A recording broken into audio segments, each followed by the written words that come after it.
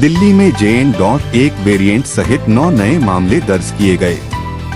भारत में कोविड-19 स्थिति पर नवीनतम अपडेट में ठंड के मौसम की शुरुआत के साथ मामलों में उल्लेखनीय वृद्धि दर्ज की गई है।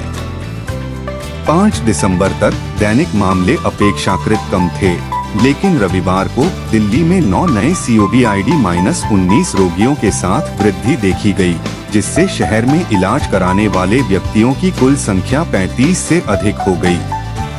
सामूहिक पत्रिकाओं की जीनोम अनुक्रमण ने उपस्थिति का खुलासा किया। वायरस के JN.1 वेरिएंट का राष्ट्रीय मामलों में वृद्धि।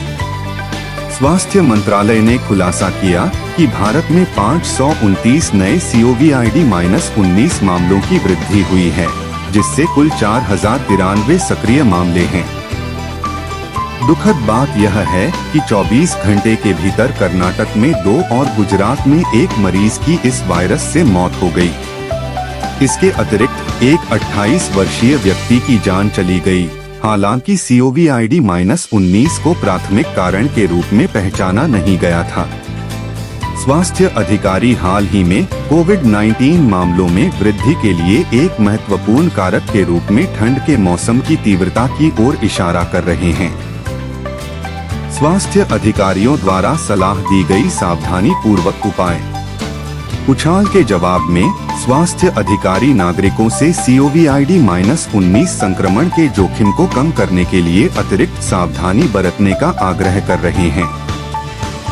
कठोर हाथ स्वच्छता, विशेष रूप से साबुन से हाथ धोने पर जोर दिया जाता है।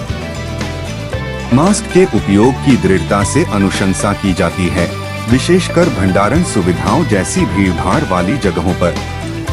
खांसी या सर्दी जैसे लक्षणों का अनुभव करने वाले व्यक्तियों को संभावित वायरस फैलने से रोकने के लिए अपने मुंह और नाक को ढकने की सलाह दी जाती है।